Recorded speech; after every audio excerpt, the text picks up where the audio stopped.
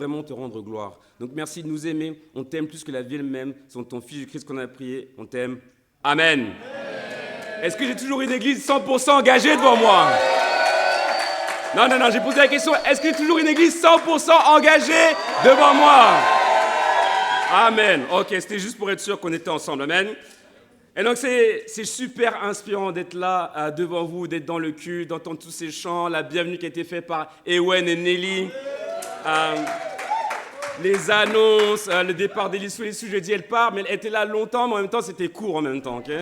Elle a eu tellement un impact en si peu de temps qu'elle était là. Ma sœur, on t'aime et on est content de ce que tu vas faire là-bas à Chicago, ma sœur. Okay? Et donc, l'église est en train de grandir, tout simplement. On a eu un super repas du Seigneur qui a été fait par notre frère Yannick Amanzi. C'est un plaisir pour ça. Okay. Le gars, il chante, il transpire, il danse. Mais c'était vraiment touchant, le fait qu'il ait été ouvert à ce point-là. Et la collègue qui a été faite par Luis Miguel. Okay.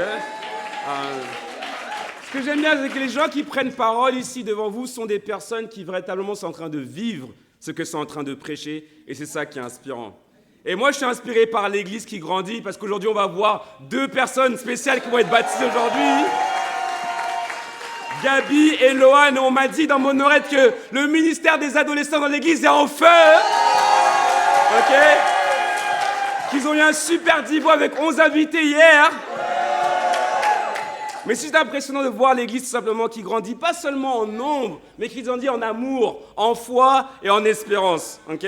La fois, j'étais au dévot des étudiants quand ils étaient en train de vendre. Et d'ailleurs, en fin de compte, vous avez vu 11 000 € récoltés en une semaine, guys. OK?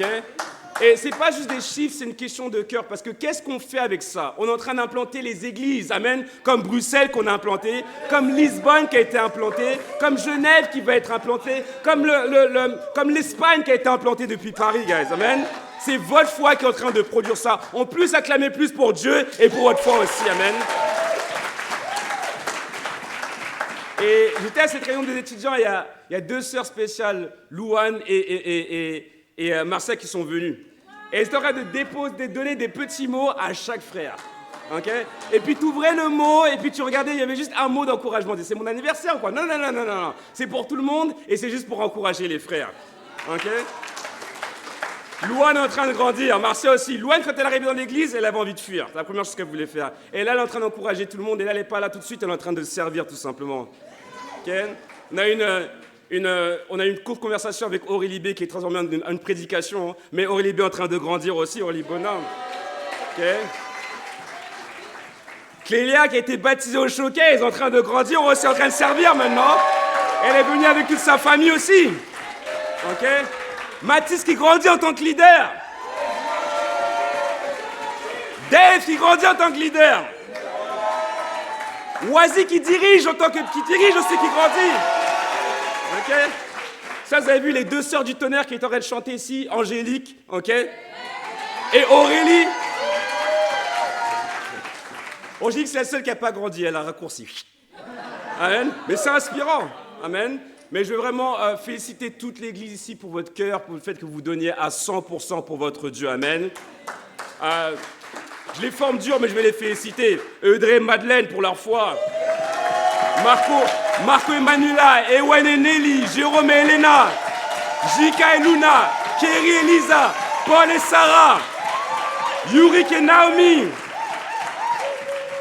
Roger et Stéphania, Luis, Meva, Yannick Amanzi, Christina, Guy, Michel, Yannick, Sephora, Tony, Camille, Warren, Pegan, Djibril et Sophia, Brandon et Julie. Je vais citer les serviteurs de l'Église, pas les dirigeants seulement, les serviteurs de l'Église, ceux qui servent dans les discussions sur la Bible. Amen. Mais votre foi à tous, même si vous n'avez pas été cités, les ushers, le cyber, vous êtes tous en train de démontrer votre foi aujourd'hui à votre Dieu. Amen. Et votre foi seulement, elle ne reste pas ici à Paris, mais votre foi elle est en train de retentir partout dans le monde et en Europe. Michael est passé ici, il a prêché la parole de Dieu et tous les jours, il n'arrête pas de me parler de l'église de Paris. Au point où il y a des dirigeants à Londres qui m'appellent pour dire « Qu'est-ce que vous faites à Paris? Dites-moi. » Ok, rien de spécial. On essaye d'aimer Dieu du maximum qu'on peut. Amen. Et ça, c'est vous et c'est votre foi à vous en tant qu'église. Amen. Et vous savez, grandir, c'est pas facile. Ok? C'est pas facile d'être un disciple de Jésus-Christ. C'est pas facile d'être un serviteur, d'être un leader dans cette église. Pourquoi? Parce qu'on est les seuls qui prêchons ce qu'on prêche véritablement, le vrai christianisme. Et donc c'est pas facile de servir. C'est pas facile de vendre, de donner, collecte, ainsi de suite. C'est pas facile. Mais regardez le fruit que c'est en train de produire quand on est en train de grandir. On doit comprendre quelque chose, un principe simple. Dieu veut que nous grandissions. Et il utilise la souffrance pour ça. C'est ça la mauvaise nouvelle, désolé. Grandir, souffrir, non. Je suis pareil.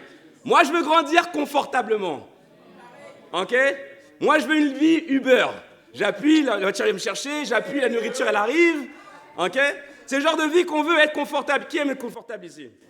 Ok, c'est bien. Des gens qui disent la vérité et des gens pour qui on va prier. Amen. Ok? Mais Dieu veut que nous grandissions et Dieu utilise la souffrance pour ça. Satan veut que nous mourions. Et il utilise la souffrance pour ça. Mais ce qui est bien avec la souffrance, c'est que peu importe ce qui arrive, Dieu est souverain. Pourquoi? Parce qu'on voit tout simplement dans la Bible, notamment dans le livre de Job, que Dieu est souverain. Parce que ce qui t'arrive, ta souffrance, soit Dieu la permet, soit Dieu il la produit. Dans le seul but que tu puisses grandir. Donc ce matin, il y a une question qui va traverser tout ce message. Une seule, simple et sérieuse. Est-ce que tu souffres pour grandir ou est-ce que tu souffres pour mourir?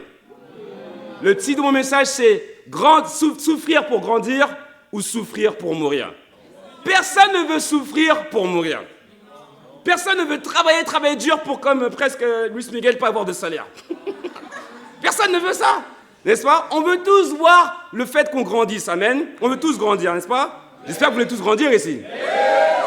Ok, je vais faire vite, il faut répondre parce qu'il faut que je fasse vite, parce que je sais que vous devez manger après, n'est-ce pas? Ok, on va travailler ensemble, d'accord? Je prêche, vous répondez, mais honnêtement. Il ne faut pas dire amen pour dire amen. Amen, ça veut dire je suis d'accord. Donc, si vous dites amen, ça veut dire qu'il faut le faire après. Parce que si tu viens dans cette église, c'est pas pour juste être là, t'asseoir. Ok? Ici, c'est pas un concert, n'est-ce pas? Ok? Ici, tu vas sortir de là et mettre des choses en pratique pour voir ta vie changer. Et ensuite, ta foi l'augmente. Amen? Comme Samuel qui a été baptisé la semaine dernière. Samuel n'est pas qu'on dise son nom, ça va aller. Point numéro 1. Souffrir pour grandir. Tout le monde veut grandir et passer au prochain niveau, à la prochaine étape. Okay? C'est ce que Dieu attend de nous encore une fois de plus, que nous grandissions. Et j'ai quelques versets pour vous, notamment 2 Pierre 3, verset 18. Notez juste, parce qu'il y a beaucoup d'écritures, j'espère que vous aimez la Bible. On va manger aujourd'hui. Okay? La Bible dit « Mais croissez dans la grâce et dans la connaissance de notre Seigneur et Sauveur Jésus-Christ. » C'est 2 Pierre 3, verset 18. Okay? 2 Pierre 3, verset 18. Mais grandissez dans la grâce et dans la connaissance de notre Seigneur et Sauveur, Jésus-Christ. Donc, grandir, c'est le même verbe qui est utilisé pour une plante qui est en train de grandir, de fleurir. Ok? Et qu'est-ce qu'une plante? Elle a besoin de quoi? Elle a besoin de soleil, elle a besoin de lumière, elle a besoin d'eau pour grandir. Et donc, toi, pour grandir, pareil, t'es une fleur spirituelle. J'espère que les sœurs sont inspirées, les frères aussi, amen. Ok? Mais qu'est-ce que tu dois faire? Tu dois grandir. Et qu'est-ce que tu dois faire? Tu dois exposer la lumière de Dieu pour grandir. Et tu vas laisser l'eau du Saint-Esprit, l'eau de la parole te nourrir pour que tu puisses grandir tout simplement. Mais Dieu veut que nous grandissions. En 1 Pierre 2, verset 2, notez juste, n'allez pas là-bas. Je vous dirai quand y aller, d'accord? Prenez juste des notes. Vous voulez grandir, donc vous prenez des notes, n'est-ce pas? Vous voulez grandir, donc vous prenez des notes, n'est-ce pas? Des notes que vous allez revoir chez vous parce que vous voulez grandir, n'est-ce pas? Ok, ça c'est mon église, c'est génial. En 1 Pierre 2, verset 2, okay. Comme des enfants nouveau-nés, désirez le lait spirituel et pur, afin que par lui, vous grandissiez pour le salut. Donc grandir, c'est pas juste je veux grandir pour moi-même. Grandir, c'est une question de salut. Ok? Tu dois grandir pour partir pour aller au prochain niveau. Ou tu ne grandis pas et tu vas partir, c'est-à-dire tomber de la foi. La Bible nous montre ici tout simplement qu'on doit grandir. Et c'est ça qui va nous assurer notre salut. Amen. En 1 Corinthiens 3, verset 2, Paul il dit « Je vous ai donné du lait, non de la nourriture solide, car vous ne pouviez pas encore la supporter. » Et là, c'est l'écriture, quand vous l'utilisez, il nous appelle simplement à pas devenir tout simplement des élèves, mais à devenir des enseignants, à devenir des leaders, des personnes qui vont annoncer la parole de Dieu et, comme ça a été prêché tout à l'heure, amener la vie à d'autres personnes. Donc dis à ton voisin, tu dois grandir. Non. Dis-lui, tu dois grandir. Ok? En 1 Thessaloniciens 4, verset 1, la Bible dit « progressez encore ». Donc quand tu grandis, une fois que tu as grandi, qu'est-ce que tu dois faire après? Encore grandir, c'est pas facile. La Bible dit « progressez encore ». Tu sais, quand tu as une bonne note, et puis après ton père il dit oh, « le prochain trimestre, pareil, encore plus ». Ah, les parents, là ils comprennent, ils disent « oui ». Et c'est pour ça que ça produit les enfants que vous avez aujourd'hui, n'est-ce pas? Pourquoi? Parce qu'on veut qu'ils grandissent au maximum de leur potentiel. Donc grandir, c'est inspirant. Mais ce n'est pas facile de grandir. Ça demande plus d'amour. Ça demande plus de sacrifices, plus de communication, plus de discipline, plus de connaissances, plus de foi. Mais c'est un miracle de grandir. Vous savez, plus l'Église grandit en nombre, plus il faut aimer différents types de personnes. Ok? Plus l'Église grandit en nombre, il y a différentes personnes qui n'écoutent pas la même musique que toi, qui ne mangent pas la même chose que toi, qui ne parlent pas comme toi, qui n'ont pas le même style que toi, vous êtes tous beaux, toutes belles, mais tout le monde n'a pas le même style, heureusement. Ok? Mais donc ça demande à aimer pour connaître plus de personnes, à étendre son amour tout simplement, et c'est ce que Dieu nous appelle à faire. Donc grandir, c'est un miracle. Ok? Pour ceux qui ne savent pas, j'ai un enfant de 6 ans, c'est mon aîné, il s'appelle Laël. Ouais, Et il perd ses dents. Et en ce moment, c'est les 2 dents du milieu, là. Ici, là. Et il est beau, mon fils, mais je le regarde, là, en ce moment, je dis... Mais rigolez pas trop vite, parce que si on affiche une photo de vous à 6 ans, vous êtes beau et belle, mais si on affiche une photo de vous à 6 ans, je ne sais pas trop, amen. Hein, vous êtes des créatures de Dieu, amen. Et donc, je regardais tout ça, et tu sais, moi, un des cauchemars que je puisse faire, c'est de perdre mes dents dans un rêve. J'avais ce rêve-là où vous vous mâchez comme ça, vous avez l'impression que vos dents sont en train de... Non? Ok, avec moi qui fais ce genre de rêve bizarre? Ok. Dieu, il aurait me parler à moi, peut-être. Et je me réveille de ce cauchemar-là, puis... Oh, c'est pas moi, c'est mon fils Laël, ça va. Et j'étais un peu inquiet, parce que je me dis, mais ça met du temps à pousser. Et ma femme m'a rappelé qu'en fait, si les dents tombent, c'est parce que d'autres sont en train de pousser. Je dis, c'est spirituel, t'es spirituel, toi, comme femme. Et tu sais, dans ta vie, il y a des choses que tu dois laisser tomber pour que d'autres choses puissent naître et pousser. Tu dois laisser tomber l'impureté pour donner naissance à la pureté dans ta vie. Tu dois laisser tomber le doute pour laisser pousser la foi dans ta vie. Tu dois laisser tomber l'égoïsme pour laisser naître l'amour dans ta vie. Tu dois laisser tomber la médiocrité pour laisser place à l'excellence.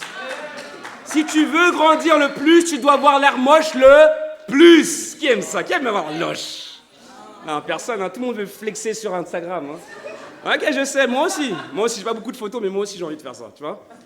Mais le point c'est quoi? C'est que là, même s'il a perdu ses 2 dents, ça l'empêche pas de sourire. Il s'en fiche, il est là, il court, il chante, il danse, il monte toutes ses dents, on fait une photo, il monte toutes ses dents. Ok?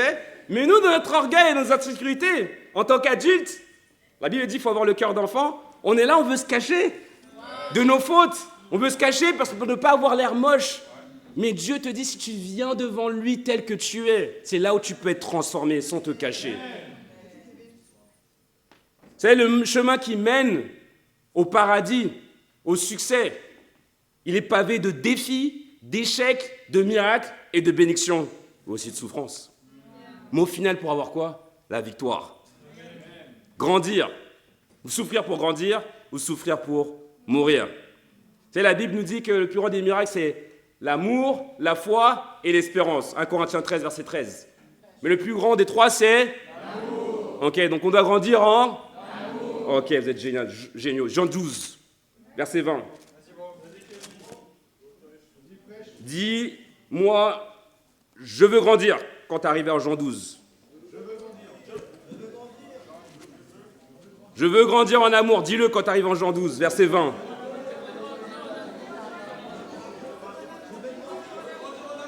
Amen. Ok. Elle dit, Jean 12, verset 20. Il y avait des non-juifs parmi ceux qui étaient montés pour adorer pendant la fête. Ils s'adressèrent à Philippe, qui était de Bethsaïda, en Galilée. Ils lui demandèrent, Seigneur, nous voudrions voir Jésus. Philippe alla le dire à André, puis André et Philippe le dirent à Jésus. Intéressant. On vient voir Philippe. On a entendu parler de Jésus. Montre-nous Jésus. Philippe, il fait quoi? Au lieu d'aller voir Jésus, il va voir André. Et ensuite, ils vont voir Jésus. Pourquoi? Parce qu'ils savent que tu viens poser une question à Jésus, tu vas ressortir avec une prédication. Tu vas poser une question à Jésus, il va revenir avec un long sermon pour toi. Pour ceux qui me connaissent, j'arrive à m'identifier, donc ça m'encourage que je suis en train d'imiter Jésus. Quand vous venez me poser une question et qu'il reparte avec une prédication, ça ne me gêne pas. Amen. Verset 23, Jésus leur répondit, « L'heure où le Fils de l'homme va être relevé dans sa gloire est venue. » Vous voyez? On voulait juste te voir, prédication. Verset 24, « En vérité, je vous le dis, si le grain de blé tombé en terre ne meurt pas, il reste seul. Mais s'il meurt, il porte beaucoup de fruits. Celui qui aime sa vie la perdra. Et celui qui déteste sa vie dans ce monde la conservera pour la vie éternelle. » Donc le mot détester en hébreu, c'est pas détester en soi, ça veut dire tu préfères tellement Dieu qu'en comparaison à ta vie, on a l'impression que tu détestes ta vie. Mais tu ne dois pas détester ta vie parce que tu dois vivre ta vie en abondance. Amen. Vous avez compris? Vous êtes géniaux. Verset 26. « Si quelqu'un me sert, qu'il me suive. Et là où je suis, là aussi sera mon serviteur. Si quelqu'un me sert, le Père l'honorera. Maintenant, mon âme est troublée. Et que dirais-je? Père, délivre-moi de cette heure. Mais c'est pour cela que je suis venu jusqu'à cette heure. » Verset 28. « Père, révèle la gloire de ton nom. Une voix vint alors du ciel. J'ai révélé sa gloire et je la révélerai encore. » La foule qui était là et qui avait entendu disait que c'était le tonnerre.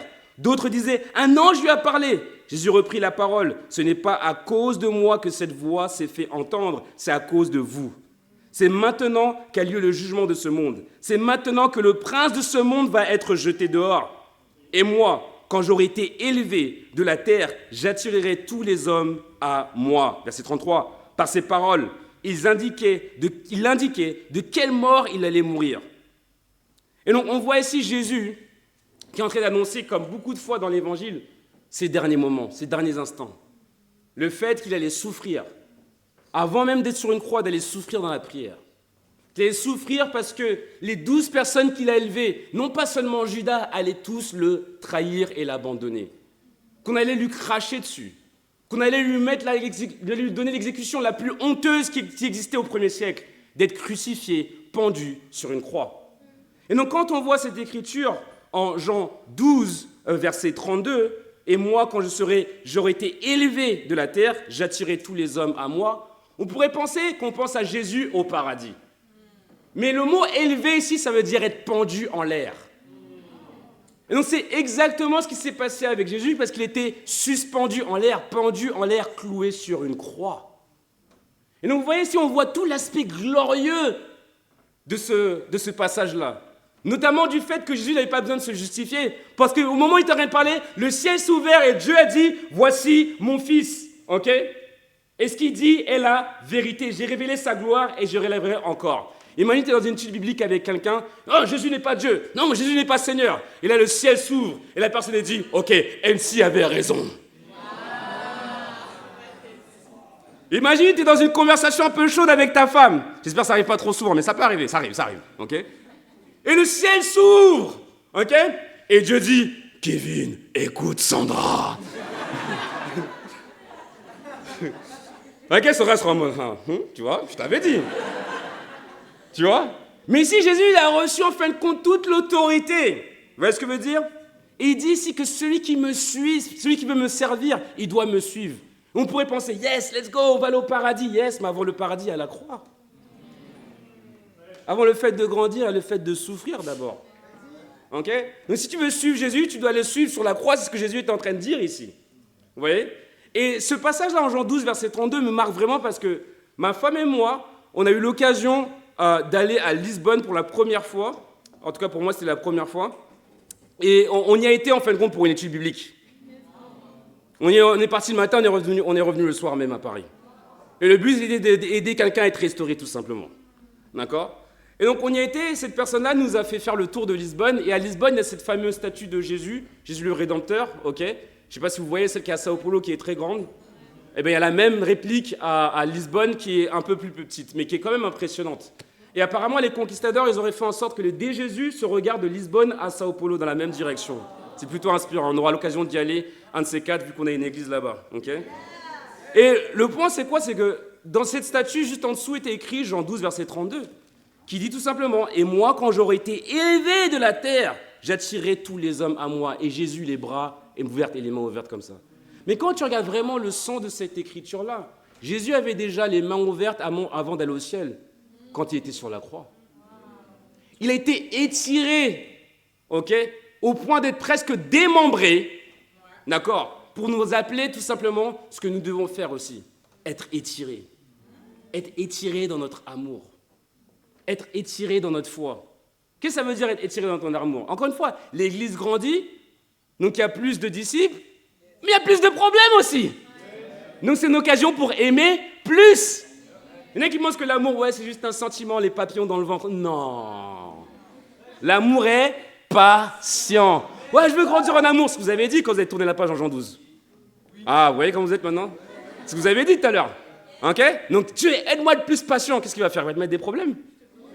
Il va te donner des occasions d'être patient, n'est-ce pas? Et donc le point ici, c'est quoi? C'est que Dieu nous appelle à être étirés. Et c'est seulement comme ça qu'on peut le suivre véritablement. Tu dois grandir. Nous devons grandir dans notre amour. Amen. L'autre chose dans laquelle on doit grandir, ok, c'est le fait de souffrir et grandir en espérance dans ta vie de prière. Rappelez-vous, on a dit amour, foi, espérance. Hébreux 5, verset 7. Vous êtes toujours avec moi? Oui. Dis-moi, je veux grandir en espérance.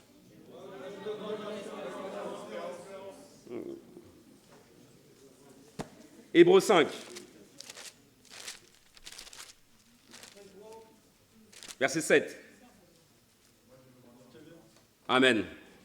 Ça ne m'étonne pas de Dany. J'attends juste le jour où il sera en sortie. Je ne sais pas ce qu'il a sort, mais elle va être très chanceuse. Hébreux 5, verset 7. Pendant sa vie terrestre, Christ a présenté avec de petits cris, avec des petits soupirs, avec de grands cris, et avec larmes des prières et des supplications. À celui qui pouvait le sauver de la mort, il a été exaucé à cause de sa piété. Ainsi bien qu'étant fils, il a appris l'obéissance parce qu'il a souffert. Parfaitement qualifié, il est devenu, pour tous ceux qui lui obéissent, l'auteur d'un salut éternel, car Dieu l'a déclaré grand prêtre à la manière de Melchisédek. Qu'est-ce que l'auteur du livre est en train de nous dire ici? Parce qu'on ne sait pas si c'est véritablement Paul, mais moi je sais qui c'est vraiment l'auteur du livre, Saint-Esprit. Ça c'est pour les gens qui étudient la Bible, vraiment, tu vois, qui veulent savoir c'est qui l'auteur. On cherche toujours, mais on sait, c'est Saint-Esprit. Mais la Bible nous montre ici tout simplement comment Jésus a vécu sur sa vie terrestre. Et on précise sa vie terrestre, pourquoi? Parce que Jésus est venu, la parole s'est faite chair, donc il est Dieu, pour nous montrer l'exemple de comment nous devons vivre notre vie en tant que disciples sur terre. Et c'est écrit ici que Jésus a présenté de grands cris avec des larmes, des prières et des supplications. Ok? Et qu'il a appris l'obéissance de parce qu'il a souffert. Attends, pause. Jésus a dû apprendre. Lui qui n'a jamais péché, qui n'a jamais commis de faute, qui n'a jamais été séparé de Dieu, a dû apprendre. Tu sais, il y a des gens, ils n'aiment pas apprendre. Okay? Enseigne-moi juste, mais je ne veux pas changer, je ne veux pas apprendre. Si Jésus a dû apprendre, toi, t'es qui pour ne pas vouloir apprendre et changer? Toi, t'es qui pour ne pas vouloir grandir? Si Jésus, le roi des rois, Seigneur des seigneurs, comme on a vu tatoué sur la cuisse la semaine dernière, vous n'avez pas oublié déjà? Okay? Si lui, qui va revenir pour juger les nations, a dû apprendre, nous devons apprendre à plus forte raison, n'est-ce pas? Est-ce qu'il y a toujours des gens qui veulent grandir? Yes. Souffrir et grandir en espérance. Qu'est-ce qui apporte l'espérance? La vie de prière. Qu'est-ce qui apporte l'espérance? Les larmes. Okay? Un grand cri, c'est quelque chose de fort, de distinctif. C'est un cri d'alarme pour dire « Dieu, j'ai besoin de toi ».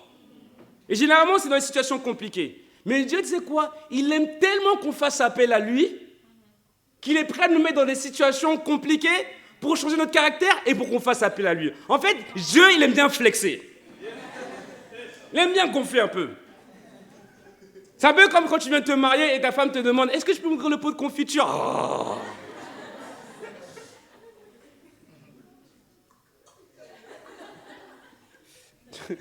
Tac. Là, ta femme me fait « C'est bon, j'ai fait le bon choix. » Okay? Mais Dieu, il aime ça. Il veut qu'on soit dépendant de lui, pas d'un homme, pas d'une femme, pas d'une situation, pas de circonstances, mais que nous soyons totalement dépendants de lui. Ce qui démontre ta dépendance à Dieu, c'est ta vie de prière. Vous savez pourquoi les gens ne prient pas? Parce qu'ils ne pensent pas que Dieu s'occupe d'eux. Alors que si tu touches là, tout de suite, tu vas sentir les battements de ton cœur. C'est toi qui dirige ces battements-là? D'un claquement de doigts, Dieu peut tout enlever. Ok, en ce moment, il fait chaud. Si la Terre est tournée d'1 degré en plus vers le soleil, on est tous cramés. Qui dirige ça? C'est toi avec tes pensées, avec ton petit travail, ton 9 à 5, c'est toi qui dirige ça? C'est Dieu! Tu dois dépendre de Dieu, tu dois prier à Dieu! Il a fait en sorte que tu te lèves ce matin, tu dois aller vers lui. Ta vie dépend de lui.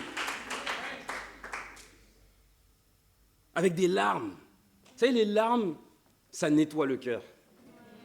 Tu sais, quand tu pleures avec quelqu'un, tu connectes avec quelqu'un. Tu souffres avec quelqu'un, tu aimes, tu es passionné avec la même personne. Et donc Dieu, on voit ici que Jésus, qu'est-ce qu'il a fait? Il a pleuré à Dieu dans sa prière, avec des larmes, parce qu'il voulait vraiment l'obtenir. Il y a des fois, j'ai eu des prières en mode « Merci Jésus, au nom de Jésus, Amen », avant de manger. Où est ton cœur dans tout ça, en fait? Ok, des fois, si je suis en train de prier, qu'est-ce que je vais manger à midi? Tu t'endors. Ok, c'est déjà arrivé à des gens ici? Ok, des gens honnêtes, c'est bien. D'autres qui on va prier en plus. On va pleurer pour vous. Mais qu'est-ce que ça fait les larmes? Ça nettoie le cœur. J'ai donné la semaine, j'ai été ouvert devant vous, j'ai dit il faut que j'aille sortir pour prier. Ok? Et je l'ai fait. Ok? Bon, j'ai manqué quelques jours pour être honnête avec vous. J'ai quand même prié, mais je suis sorti. D'accord? Je vais être ouvert avec vous, n'est-ce pas? Et je suis sorti vendredi, et vendredi, j'étais en mode hey, Dieu, tu sais, je ne sais pas quoi faire, mais je sais faire qu'une seule chose, c'est prier. Et je me suis rendu compte, en fin de compte, en regardant le ciel, en étant dehors, parce que moi j'ai besoin de ça, que j'étais tellement inconstant, mais je pleurais pas à cause de mes péchés, mais je pleurais parce que je dis, mais Dieu, tu m'aimes tellement, tu es tellement constant. Et je sentais Dieu qui me disait, mais en fait, mec, moi j'étais toujours là, je t'attendais en fait. Moi je t'aime toujours, j'étais toujours là, c'est toi qui es en train de courir à gauche, à droite, en train de t'inquiéter pour rien. Moi j'étais là, j'ai pas changé. Je suis le même Dieu qui t'a cherché, qui t'a trouvé. Je t'attendais, maintenant t'es revenu, bah tant mieux, arrête, sèche tes larmes maintenant et on y va maintenant. À une heure de prière, en marchant dans la rue, je dis ok, let's go, on y va, une nouvelle personne. Il y en a besoin, ils ont juste besoin d'un moment comme ça avec Dieu, où ils vont pleurer. Laisse-moi te poser une question, c'est quand la dernière fois que tu as pleuré avec Dieu? Pas pour toi, ça c'est facile. Les fêtes de pitié, je suis la pire personne au monde, j'ai raté. Ça c'est facile, tout le monde peut le faire. Okay? Mais que tu as prié vraiment parce que tu étais touché avec Dieu. Dieu, je me sens bloqué, je ne sais pas pourquoi, aide-moi. Et Dieu, aide-moi à aimer comme toi, aide-moi à aimer comme Jésus, aide-moi à être plus comme toi. Je veux changer, je veux me donner pour toi. Moi, j'ai fait une prière, je me rappelle quand j'avais 14 ans, c'est toujours la même prière, même si j'ai vieilli. Dieu, je te donne ma jeunesse.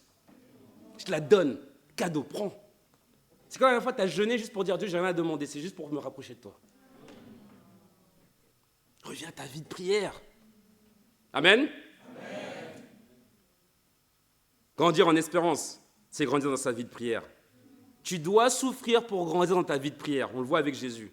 Et on voit que Jésus, il a souffert ici, et la Bible dit qu'il est devenu l'auteur du salut pour beaucoup. Donc tu penses que ce que tu es en train de souffrir maintenant en tant que disciple, c'est juste pour toi. Mais tu dois comprendre que derrière toi, il y a une nation, il y a une foule de femmes et d'hommes qui attendent d'entendre ton témoignage et la parole de Dieu. La Bible dit en Apocalypse qu'ils l'ont vaincu par leur témoignage et la parole de Dieu. Ton témoignage peut produire des vies qui vont être sauvées. Et on le voit ici. La raison pour laquelle Gabi est là, c'est tout simplement parce que Dan a prêché la parole de Dieu. Et si Dan est là, c'est parce que Gideon a prêché la parole de Dieu. Reviens, frère. C'est Louane là, c'est parce que Yann a prêché la parole de Dieu. C'est parce que Samuel a prêché la parole de Dieu. Vous avez tous un témoignage à donner. Mais on doit souffrir pour grandir dans notre vie de prière. Et des prières qui soient honnêtes et sincères. Souffrir pour grandir dans sa foi. La foi, c'est la monnaie spirituelle. Dans le monde, plus tu as d'euros, plus tu peux voyager, plus tu peux acheter des choses, et ainsi de suite. D'accord? C'est les soldes en ce moment, les sœurs sont contentes, tout ça, c'est ça? Non, s'en fiche, amen. Ah non, s'en fiche, amen, pas de souci. Mais plus tu as d'euros, plus tu veux faire de choses. Spirituellement, plus tu as la foi, plus tu peux faire de choses. Plus tu peux la partager, plus tu peux la donner, plus tu peux la faire fructifier. Mais si tu la gardes pour toi, qu'est-ce qui va se passer? Parabole de Matthieu 25, ta foi va mourir. Ok? Donc tu dois souffrir pour grandir dans ta foi. La foi, c'est aussi un muscle spirituel. Amen les frères. Ouf, ouf. Les gens font du sport ici ou... Ouais, okay. Amen, on va régler ça bientôt. Hébreux 12, verset 1. On va regarder les Écritures, c'est mieux. Hébreux 12, verset 1. Nous donc aussi, puisque nous sommes entourés d'une si grande nuée de témoins, rejetons tout fardeau et le péché qui nous enveloppe si facilement, et courons avec persévérance l'épreuve qui nous est proposée. Faisons-le en gardant les regards sur Jésus, qui fait naître la foi et l'amène à la perfection. En échange de la joie qui lui a été réservée, il a souffert la croix en méprisant la honte qui s'y attachait, et il s'est assis à la droite du trône de Dieu. Pensez en effet à celui qui a supporté une telle opposition contre lui de la part des pécheurs, afin de ne pas vous laisser abattre par le découragement. Verset 4, vous n'avez pas encore résisté jusqu'au sang. Ah, la Bible, c'est dur, hein. Dans votre combat contre le péché. Et vous avez oublié l'encouragement qui vous est adressé comme à des fils. Mon fils, ne méprise pas la correction du Seigneur et ne perds pas courage lorsqu'il te reprend. En effet, le Seigneur corrige celui qu'il aime et punit tous ceux qu'il reconnaît comme ses fils ou ses filles. La persévérance, okay? Ça veut dire rester sous un poids, sous une charge. Tu fais des développés couchés avec le Seigneur. Okay? Ou tu portes une charge lourde. Okay? Cette charge lourde, ça peut être les pensées. Cette charge lourde, ça peut être tes responsabilités en tant que maman, en tant que papa, ton travail, peu importe. Okay? Les situations de persécution ou autres, peu importe ce que c'est, Dieu est en train de te dire de persévérer. Okay? Et pourquoi, en fin de compte, on devrait persévérer? C'est quoi l'encouragement qui nous est donné ici? La première chose qu'il dit ici, qu'on a une grande nuée de témoins, donc de nombreux témoins qui nous regardent. Et de quoi il parle ici? Il parle dans Hébreux 11, juste avant, quand vous lisez Hébreux 11, ça parle de tous les héros de la foi. Les Abraham, Sarah, Gideon, David, Samuel, Daniel, tous ces héros-là de la foi sont cités pour les sœurs, Esther, pour les encourager, Déborah, okay? Aussi des femmes héroïnes de la foi ici. Et ce que l'auteur est en train de dire ici, il dit, regardez toutes ces personnes qui vous regardent depuis le ciel et ne soyez pas découragés. Parce qu'ils seraient de regarder, ils disent, waouh, ils peuvent prendre l'avion pour voyager et prêcher la parole de Dieu dans d'autres pays. Jésus, c'est pas juste, nous avec des sandales. En fait, ils n'ont même pas besoin de voyager, ils peuvent juste aller scroller, ok, sur Instagram et partager leur foi et atteindre des gens dans différentes villes, dans différentes nations, juste en un instant en proposant aux gens d'étudier la Bible. Mais Jésus, toi, tu nous envoies 2 à 2, sans rien à manger, sans deuxième chemise, et ainsi de suite. Eux, ils ont Five Guys, ils ont de la nourriture, ils ont des bistrots, ils sont à Paris, la plus belle ville au monde. Ils n'ont pas d'excuses. Dieu, pour ceux qui étaient dans l'Ancien Testament, tu leur as donné ton Saint-Esprit en eux, alors qu'à nous, il venait instantanément sur nous pour qu'on puisse parler de ta part. Mais toi, tu vis en eux maintenant. C'est ça la révélation qu'on a aujourd'hui, qu'ils n'avaient pas dans l'Ancien Testament. Et c'est la raison pour laquelle, avec tout ce qu'on a, on ne devrait pas être découragé. Dieu veut t'inspirer à souffrir et à l'embrasser, comme Paul dit, pour que tu puisses grandir. La Bible nous dit tout simplement que Dieu, il fait naître notre foi. Et c'est là où on doit être humble. C'est Dieu qui a fait naître ta foi. La raison pour laquelle tu es venu aujourd'hui, c'est pas seulement parce que quelqu'un t'a invité, Dieu t'a donné la foi. Tu aurais pu dire non. Qu'est-ce que tu fais ici? Qu'est-ce que tu fais là? Dis-moi. Tu penses que c'est ton fils, ta fille qui t'a invité ou ton ami qui t'a invité? Non. C'est Dieu qui t'a appelé, qui t'a pris par le col gentiment et qui t'a amené à l'église pour que tu entendes parler de sa parole. Amen. Et que tu changes, c'est tout. Okay? Moi, je connais une femme qui était venue juste pour voir. Okay? Camille. Et maintenant, elle est en train de servir avec son mari, Tony. Moi, je connaissais des parents qui sont venus juste pour voir. Okay?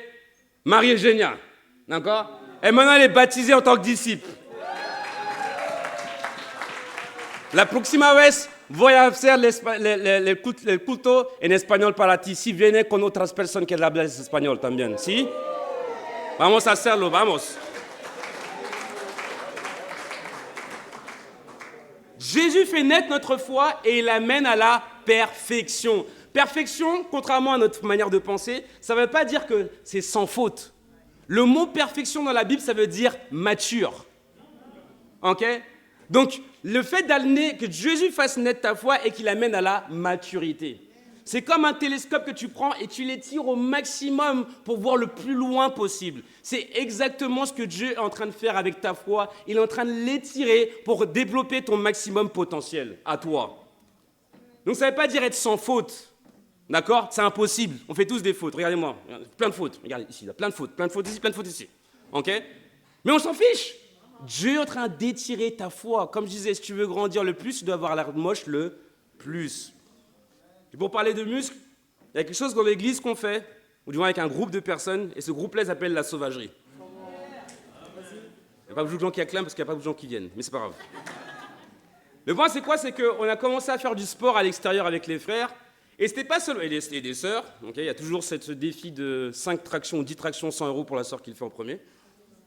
Amen. Hein? 5 ou 10? Oh, c'est 10. Allez, ils veulent baisser les standards, amen. Bref, c'est un groupe avec lequel on va faire du sport à l'extérieur. Et depuis qu'il y a eu le confinement, pour pas dire autre chose, qu'il y a eu le confinement auparavant, et ben ce qu'on a fait, c'est qu'on a trouvé une salle de sport à l'extérieur, ok, et on a commencé à faire du sport ensemble. Bref, c'est un groupe où on veut s'entraîner physiquement, mais surtout ici mentalement et spirituellement. Et ça y est, la sauvagerie, pour mettre les choses au clair, pour les disciples, ce n'est pas un lieu, c'est un groupe. Vous savez, c'est comme l'église, c'est pas un lieu, c'est un groupe de personnes. Ok? Et donc, vous savez, comme pour l'église, il y a un prix à payer pour rentrer. Il y a une porte d'entrée, bibliquement, le royaume, la porte du royaume. Pour ceux qui ne savent pas de quoi je parle, on va étudier la Bible après. Et là, la sauvagerie, il y a une porte d'entrée pour rentrer aussi, pour faire partie du groupe et pouvoir se donner à fond. Et cette porte d'entrée-là, à un moment donné, c'était en moins de 40 minutes, il fallait faire 100 pompes, 100 abdos, 100 squats et 100 tractions. Et au début, tu faisais dans l'ordre que tu voulais. Tu pouvais faire une traction, une pompe, un abdo, comme tu voulais, dans l'ordre que tu voulais. D'accord? Et à un moment donné, les frères ont arrivé tous à le faire, donc ça veut dire qu'ils ont grandi. Mais sauf que quand tu grandis et que tu arrêtes de grandir, qu'est-ce que tu fais? Tu stagnes. Mais moi j'ai vu ça, les frères commençaient à faire des tractions à un doigt. Abel il venait, il faisait... Ok, j'ai regardé, je dis, ok, d'accord les gars, on va changer maintenant. Maintenant c'est 30 minutes. Après les frères ils ont réussi à faire en moins de 30 minutes. J'ai dit, ok, d'autres pas, mais amen. Après ça commençait à se devenir facile, ça devenait une habitude pour eux. Ok, c'est pas bon les habitudes quand tu arrives à l'église, ouais, ça va être le culte, ouais, ça va être la collecte, ouais, ça va être... Non, on veut pas ça, on veut grandir. Et donc à un moment donné, j'ai dit, ok, ça va être 30 minutes, et quand tu commences une série, par exemple, de tractions, tu lâches pas tant que tu n'en as pas fait 5. Quand tu fais des pompes, tu lâches pas quand tu n'en as pas fait 5. Donc c'était par série de 5. D'accord? Et donc c'était un nouveau test. Chaque mois, j'essaie d'augmenter le standard. D'accord? Pour les faire souffrir. Oui, je sais, faire souffrir. C'est mon but. Vous allez voir pourquoi après. Et à un moment donné, on a fait ça, et j'ai dit, hey, on va ajouter un truc. Avant de faire ça en moins de 30 minutes, on va faire des échauffements. On va faire 140 pompes sur une pierre, comme ça. Ton dos sur la pierre, 140 abdos, merci Thierry. 140 abdos sur une pierre, comme ça. Juste pour s'échauffer. Après, on va faire les 30 minutes. Ok? Ouais, c'est encourageant, hein. Donc les frères, ils sont venus et tout, et à un moment donné, j'ai dit, on va faire ça. Et j'ai dit, aujourd'hui, on change de standard. Vous avez 30 minutes. À la fin, j'ai tracé une ligne au sol. C'est une manière de parler. Okay? Il y a 2 frères qui ne faisaient pas officiellement de la sauvagerie.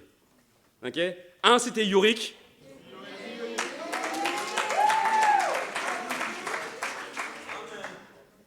L'autre, c'était moi, parce que je ne pouvais pas donner le défi et pas le faire. Mais vous savez pas c'est quoi la pression de s'entraîner avec des mecs qui ont la vingtaine et toi, tu as bientôt 40 ans. Ok?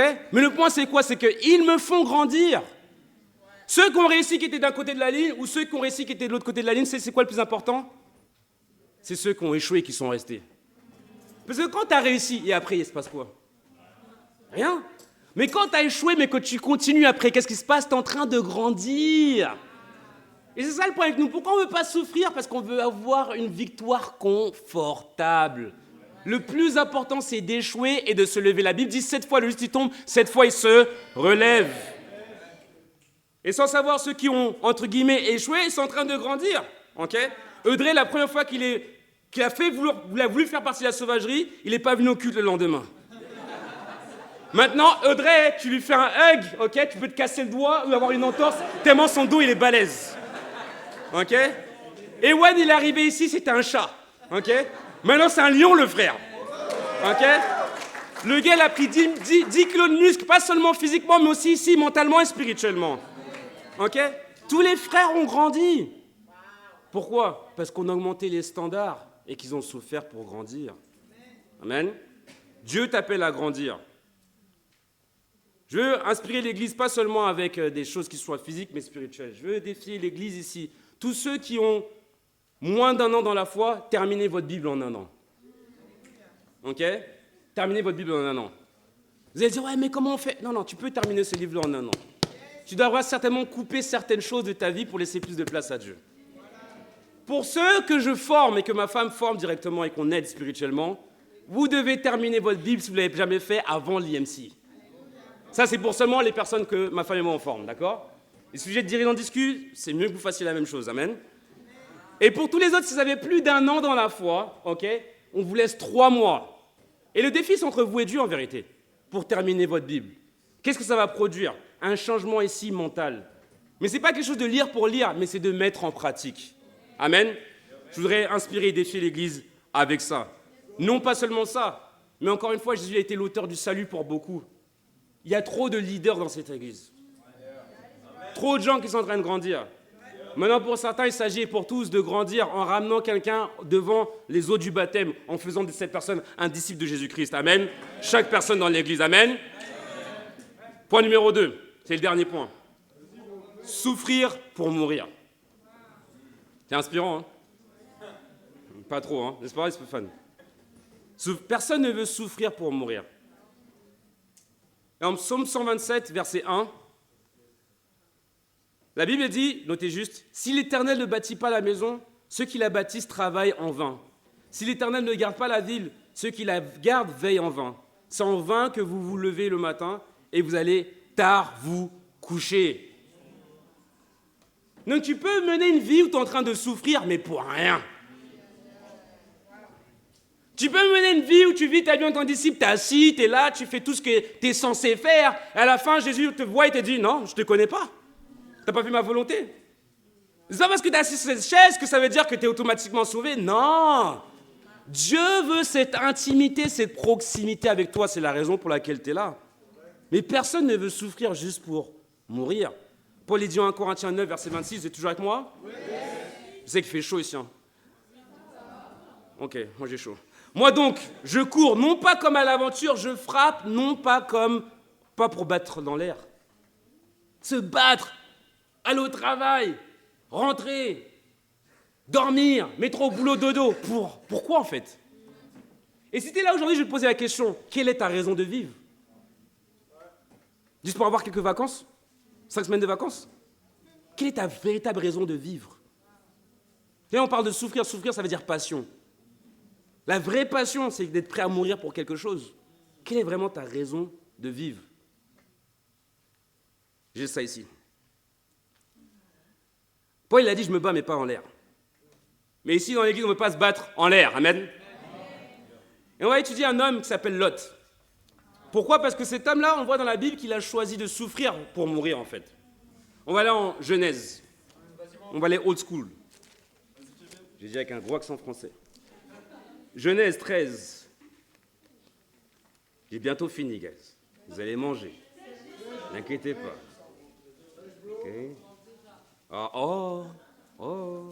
C'est qui ça? C'est Marine qui a dit ça? Oh, waouh. Femme de foi. Genèse 13. Okay, c'est l'histoire d'Abraham et Lot. Lisez cette histoire, c'est passionnant. Amen. Vous pouvez la lire à partir de 12. Mais Abraham, c'est celui qui a été appelé le père de la foi. Pourquoi? Parce que de lui allait naître une multitude de personnes. Et ces personnes-là, c'est toutes les personnes qui allaient croire en Dieu. Okay? C'est pour ça qu'il est appelé le père de la foi. Et Dieu lui a fait cette promesse-là alors que sa femme était stérile. Et donc Dieu lui a fait la promesse d'avoir un fils. Et Dieu lui a demandé de quitter tout simplement sa patrie pour aller dans un endroit que Dieu allait lui indiquer plus tard. Et donc il a fait les choses par la foi parce qu'il ne pouvait pas voir, mais il a quand même obéi à Dieu. Et le truc, c'est que Abraham était avec sa femme Sarah, mais il y avait aussi ce pot de colle qui s'appelle Lot, son neveu. C'est pas son fils, c'est le fils de son frère. Mais il squattait dans le salon. Il mangeait la nourriture de tout le monde. Il ouvrait le frigo, il ne payait pas le loyer et il ne travaillait pas. Et Abraham et Sarah devaient se le coltiner. Genèse 13, verset 1. Abraham remonta l'Égypte vers le Negev avec sa femme et tout ce qui lui appartenait. Lot était avec lui. Pot de colle. Verset 2. Abraham était très riche en troupeaux, en argent et en or. Il se rendit par étapes du Negev jusqu'au Béthel, jusqu'à l'endroit où était sa tente au début, entre Béthel et Haï, là où se trouvait l'autel qu'il avait fait la première fois. Là, Abraham fit appel au nom de l'Éternel. Lot, qui voyageait avec Abraham, avait aussi des brebis, des bœufs et des tentes. Le gars n'avait rien quand il est venu avec Abraham. Maintenant, il a tout eu, parce qu'il est resté accroché à Abraham.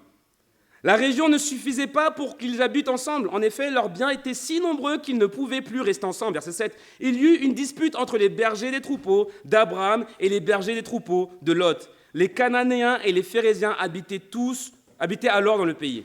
Abraham dit à Lot, qu'il n'y ait donc pas de dispute entre toi et moi, ni entre tes bergers et les miens, car nous sommes frères. Tout le pays n'est-il pas devant toi? Sépare-toi de moi. Si tu vas à gauche, j'irai à droite. Si tu vas à droite, j'irai à gauche. Verset 10.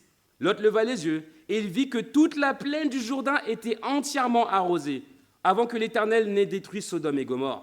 C'était jusqu'à Tsoar, comme un jardin de l'Éternel, comme l'Égypte. Lot choisit pour lui toute la plaine du Jourdain et se mit en route vers l'est. C'est ainsi qu'ils se séparèrent l'un de l'autre. Abraham s'installa dans le pays de Canaan, tandis que Lot s'installait dans les villes de la plaine et dressait ses tentes, jusqu'à Sodome. Les habitants de Sodome étaient mauvais et péchaient beaucoup contre l'Éternel. C'est Abraham qui a reçu la promesse d'avoir, en fin de compte, d'être père des nations. Et à un moment donné, il était tellement en train de grandir qu'il y avait des problèmes. C'est comme quand l'Église grandit, il va y avoir plus de problèmes, donc il faut plus de leaders. Et donc le point ici, c'est que Abraham dit, tu sais quoi, Dieu m'a béni moi, okay, avec une multitude, un peu comme Abraham qui a son troisième fils ici. Mais il faut qu'on se sépare. Abraham, c'est lui qui parle avec Dieu, qui avait l'alliance avec Dieu, pas Lot. Mais il a quand même dit, choisis en premier. Je te laisse choisir en premier. Et qu'est-ce qui s'est passé? Lot, il a regardé avec ses yeux, ok? Et en fin de compte, ce qui s'est passé, c'est qu'il a vu que l'herbe était beaucoup plus verte de l'autre côté, à Sodome et Gomorrhe. Ok? Là-bas, il allait avoir plus de fruits. Donc, tu sais quoi? Même si c'est toi qui as eu la bénédiction, je vais passer en premier avant toi. Et comme il a choisi avec ses yeux et qu'il n'a pas choisi avec ses convictions, il s'est retrouvé à Sodome et Gomorrhe qui, plus tard, comme on le sait, a été détruit par Dieu parce qu'il n'était pas en train d'obéir à Dieu. Le problème de Lot, c'est qu'il a toujours cherché et choisi son propre confort plutôt que la parole de Dieu. Il a choisi par les yeux et pas par les convictions. Okay? Lot n'a jamais demandé à Dieu. Il a toujours calculé ce qu'il pouvait donner et ce qu'il pouvait gagner surtout. Le retour sur investissement. Ok, je vais venir au culte, là. Cette réunion, je ne vais pas venir. Je suis prêt à tout, mais aller dans toutes les nations, je ne peux pas. Aller dans la maison des frères et sœurs, je ne peux pas. Je vais calculer. Vous savez quoi? Moi, le premier, j'aime être confortable. Il n'y a que moi qui aime le confort ici. J'aime être confortable. J'aime trop être confortable. Ok? Et le point ici, c'est que Dieu est en train d'appeler Abraham. Il a laissé Lot choisir. Et Lot s'est retrouvé à Sodome et Gomorrhe. Pourquoi? Parce qu'il a toujours calculé, il a toujours optimisé plutôt que de se donner entièrement à Dieu. Et donc, on voit tout simplement le caractère et l'avarice de Lot. D'accord? Et j'arrête vraiment d'étudier les Écritures ici, et j'ai étudié pour moi-même d'abord. Et je dis, ouais, mais il y a beaucoup de fois, je me suis dit, mais est-ce que je suis vraiment égoïste, en fait? Je dis, de nature, je ne suis pas égoïste, mais parce que j'aime tellement être confortable que malheureusement, parfois, je vais être égoïste. Okay? Je peux trouver avec vous ou pas? Tu sais, le pasteur, c'est pas celui qui marche sur l'eau, tu sais. Comme dirait quelqu'un, c'est lui qui marche sous l'eau, il essaie de s'en sortir. Moi, j'essaie de m'en sortir dans ma foi chrétienne. Je sais pas pour vous, mais moi, j'essaie de m'en sortir. Ok? Et donc, ça m'a rappelé, en fait, à quel point je pouvais vouloir être confortable et être égoïste. Il y avait une époque où j'avais 14 ans, c'était il y a longtemps, c'était à l'époque où il y avait des dinosaures et tout. Et ma mère m'avait donné de l'argent pour que j'aille faire des courses, que je m'achète mes habits. Okay? Et je me rappelle qu'elle m'avait donné 100 €. C'est plutôt pas mal, hein, 100 € à 14 ans. Okay? Et pour ceux qui pensent que là, vous me voyez comme ça, je viens pas des mieux riches, j'ai grandi à Sarcelles, banlieue nord, 95, d'accord? Dans un 2 pièces, on était 7 dedans, c'est pas des blagues. Donc ma mère me donne ça, c'était vraiment Après, j'ai bien travaillé à l'école aussi, mais quand même, je ne méritais pas. J'ai pris cet argent-là et je me suis dit, ok, on va saper. On va flexer, comme ils disent les, je sais pas, on va slay, ou je sais pas comment vous dites les jeunes, je sais pas comment vous dites. Je sais pas, je connais pas, désolé. Non, c'est pas comme ça qu'on dit, je sais pas. Désolé Estelle, désolé. Estelle elle m'a dit non, refais plus ça, Essaye plus. Ok, je m'arrête là. Et donc j'ai pris cet argent-là et à ma grande honte, parce qu'à cette époque-là, c'était les années 2000, 2001, 2002, 2003, je sais pas s'il y a des anciens ici, il y en a.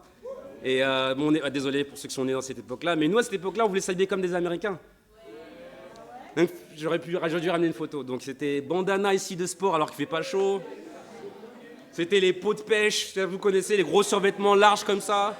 Tu peux mettre 3 personnes comme toi dedans. Moi, j'étais dedans. Guy, il connaît, ça, il rigole. Paire de Air Force blanches intactes. OK ? Avec les lacets qui matchent avec le survêt pour pas que, tu vois. Le t-shirt blanc large en dessous. OK ? Dourac, tout. Là, c'est difficile à confesser, mais je vous montrerai la photo un jour. J'avais le petit pansement de la Nelly, là. No matter what I do, all I think about is you. Il n'y a pas d'ancien ici, amen. Et dans ma honte, ce que j'ai fait, c'est que j'ai pris l'argent, OK, et je suis parti à Clignancourt pour aller acheter un gros pot de pêche survêt, ainsi de suite. À 95 €. Alors que ma mère m'a précisé, va Kiabi et fais plein de courses. Et j'ai désobéi. Ma mère qui travaille dur, qui est aide-soignante. Et moi, je suis parti dépenser juste pour moi. Et dans mon mensonge, j'ai pris les 5 € qui restaient. Et je suis parti acheter un petit truc vite fait, un pull à Carrefour qui n'était même pas ma taille, juste pour lui dire, regarde, j'ai ramené 2 pulls, un ensemble et l'autre truc, et le pantalon. J'ai menti. OK ? Pourquoi ? Parce que j'ai réalisé, Dieu m'a fait réaliser ça là, que j'aime tellement être confortable parfois, que j'en deviens égoïste. Tu vois ? Et si j'ai ça, c'est probablement que vous avez ça aussi. Que vous ne voyez pas peut-être comme égoïste, mais par peur de manquer, on peut devenir égoïste. Par peur de perdre, on peut être égoïste. Donc encore une fois, ceux qui ont terminé leur collecte spéciale, gloire à Dieu. Mais il y en a qui n'ont rien donné. Pourquoi ? Parce qu'on cherche à être dans l'obscurité. L'autre, ça veut dire obscur. Vous voyez ce que je veux dire ? Et cet esprit de médiocrité-là, on doit tuer ça ensemble. Amen. Moi, de base, je ne suis pas quelqu'un d'excellent. Je suis quelqu'un de base, si je dois ma vie sans Dieu, juste médiocre. Moi, c'est à l'église que j'ai appris à faire ma cravate, à m'habiller. C'est dans l'église que j'ai appris ça, à 26 ans. Que j'ai appris à bien travailler au travail, arriver à l'heure, à être excellent. Moi, c'est des choses que j'ai apprises dans l'église, grâce à la formation. Vous voyez ce que je veux dire ou pas ? Mais dans notre nature, on a envie d'être médiocre. Et ce qui s'est passé avec Lot, c'est qu'à un moment donné où Dieu allait détruire Sodome et Gomorrhe et qu'Abraham a intercédé pour Lot, regardez la conversation, la seule conversation qu'on voit entre Dieu et Lot. On a bientôt fini, Genèse 19. Vous êtes toujours avec moi ? Dis, je refuse la médiocrité. Ah mais ça fait un peu pentecôtiste, mais amen, c'est pas grave. Il faut le faire après, c'est ça la différence. Je vais sauter, verset 17. Donc Dieu il va faire détruire Sodome et Gomorrhe. Ok ? Dieu a envoyé des anges pour l'avertir de ce qu'il allait détruire. Et comme Abraham a prié pour Lot, Dieu a permis que Lot et sa famille soient sauvés. Mais quand Lot a averti pour dire « Hey, Dieu arrive » ou « Jésus revient bientôt », ils ont pensé qu'il était en train de blaguer. Étudiez Genèse 19. Pourquoi ? Parce que durant toute sa vie, il ne vivait pas comme un disciple. Donc maintenant, à la dernière minute, tu es en train de me dire « Ouais, Jésus est Seigneur ». Ça ne marche pas. Je ne vais pas t'écouter. Parce que tu vis une vie à l'église, mais à la maison, tu es une autre personne. Donc tu es une blague, en fait. Et donc, ce qu'on voit ici, c'est que Lot, personne ne l'a pris au sérieux. Donc, à tel point, Dieu, dans son amour, il a envoyé encore les 2 anges et il les a fait sortir. Et à un moment donné, Dieu a dit, OK, je veux te sauver, mais il faut que tu ailles sur cette montagne là-haut. La montagne, c'est la représentation, en fin de compte, de sa proximité avec Dieu, mais c'est la représentation aussi des nations qui vont être gagnées pour Dieu. Genèse 19, verset 17. Après les avoir fait sortir, l'un d'eux dit, échappe-toi pour sauver ta vie. Ne regarde pas derrière toi et ne t'arrête nulle part dans la plaine. Réfugie-toi dans la montagne, sinon tu disparaîtras. Lot leur dit, « Oh non, Seigneur, moi ton serviteur, j'ai trouvé grâce à tes yeux Et tu as montré la grandeur de ta bonté envers moi en ne me laissant la vie sauve. Cependant, je ne peux pas me réfugier sur la montagne avant que le désastre m'atteigne, si bien que je mourrai. Notez ici la première chose qu'il dit à Dieu. Il est très poli, mais la première chose qu'il dit, c'est non. Les gens avec qui tu partages ta foi, ils disent « Non, merci. C'est très joli ce que vous faites, vendre des cookies. C'est très beau d'étudier la Bible. Ma grand-mère était catholique aussi, mais moi, non, merci. Je n'ai pas besoin de Dieu. Non, merci. » En France, à Paris, on est très polis. Il y a des disciples aussi qui disent « Non, merci. » Non, non, non, merci. Former quelqu'un, non, non, merci. Partager ma foi, non, merci. Aller en équipe missionnaire, non, merci. L'accueil spécial, non, merci. Non, non, c'est gentil, mais non, merci. Pas tout le monde, mais il y en a quelques-uns. Ok? Si tu veux une vie de non-merci avec Dieu, Jésus te dira non merci aux portes du paradis aussi. Et c'est une réalité. Où Dieu nous appelle tout simplement à changer et ne pas vivre dans la médiocrité. Et regardez ce qu'il a proposé. Il a donné un conseil à Dieu. Regardez l'autre, il a donné un conseil à Dieu. Verset 20. Regarde cette ville, elle est assez proche pour que je m'y réfugie et qu'elle est petite. Donc Dieu t'appelle à quelque chose de grand, toi t'es là, non, non, non, laisse-moi vivre ma petite vie. Avec mon petit travail, ma petite vie, ma petite maison, ma petite amie, ma petite vie médiocre. Alors que Dieu t'appelle à quelque chose de grand. Okay? Et encore une fois, sans Dieu, ma vie est médiocre et petite. Et verset 21, il lui dit, je t'accorde encore cette faveur, je ne détruirai pas la ville où tu parles. Dépêche-toi de t'y réfugier, car je ne peux rien faire jusqu'à ce que tu sois arrivé. C'est pour cela qu'on a donné à cette ville le nom de Tsoar. Tsoar veut dire médiocre. Et comme je disais, on vit dans une culture où c'est la médiocrité qui veut mettre en premier. En France, on aime bien avoir 10, 11 sur 20. Moi, mon bac, j'ai eu mention, t'as eu de la chance. J'ai eu 10,5, t'as eu de la chance. Donc, dans ma nature, je suis médiocre. Ok? Dans ma nature, je suis médiocre. Mais c'est Dieu qui me pousse, au travers de la souffrance, à ne pas mourir, mais à grandir. C'est pareil pour vous.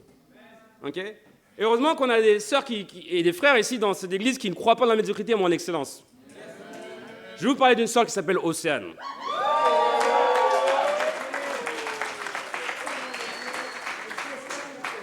Pour ceux qui pensent que, ouais, mais à l'église, après tu vas pas avoir le temps pour tes études et ainsi de suite, il faut faire... Non, laisse-moi te parler d'Océane. Océane, elle a étudié la Bible, ok? Et pendant qu'elle étudiait la Bible, elle a été prise dans l'École nationale d'aviation civile, ok? Elle était majeure de sa promo.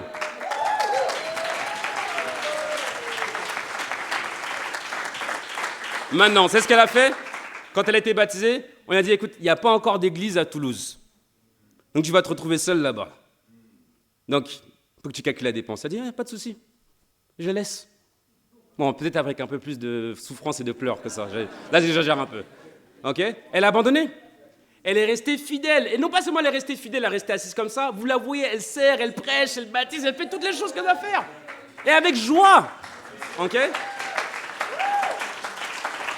Elle est étudiante dans la plus grande faculté en sciences à Jussieu, à Paris. Ok? Et ce qui se passe, c'est que là-bas aussi, elle était majeure de promo cette année.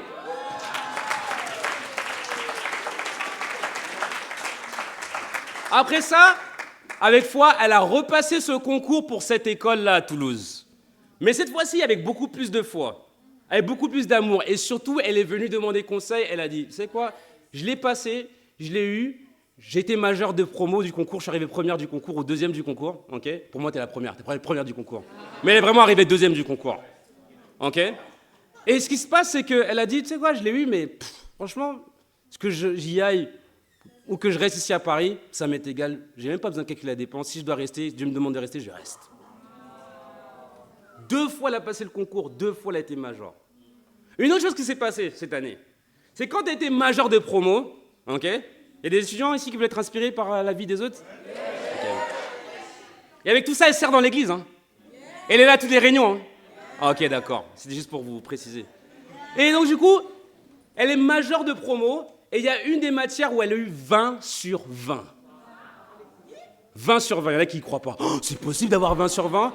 Eh bien, vous devinez quoi? Même ses profs, ils n'y croyaient pas. Donc le prof qui a donné le test à 20 sur 20, il a dit c'est pas possible, t'as triché. Bon, ça montre à quel point le prof, il est médiocre.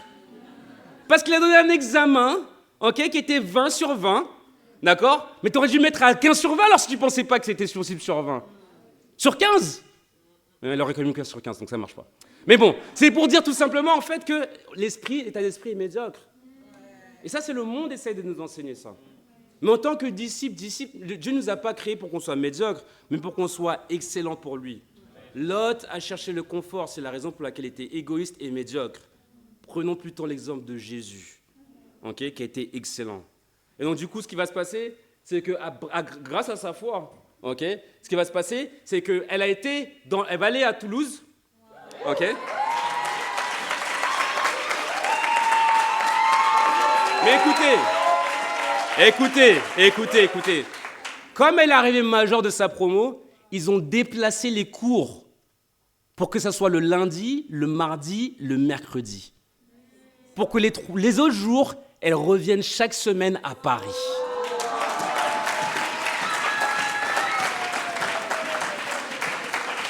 Et il y en a qui vont dire « Ah, mais c'est pas juste, moi j'avais une école là-bas, j'avais une école... » Ok, t'étais major?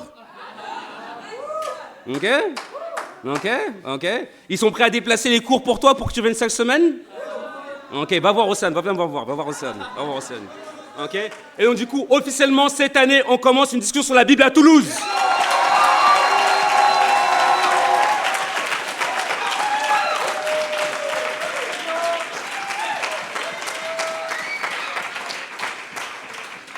Dieu veut faire grandir son Église. Dans le but, il va utiliser la souffrance pour ça, mais il veut la faire grandir. Dieu ne veut pas tout simplement que tu souffres pour que tu meurs, mais il veut que tu souffres pour que tu puisses grandir.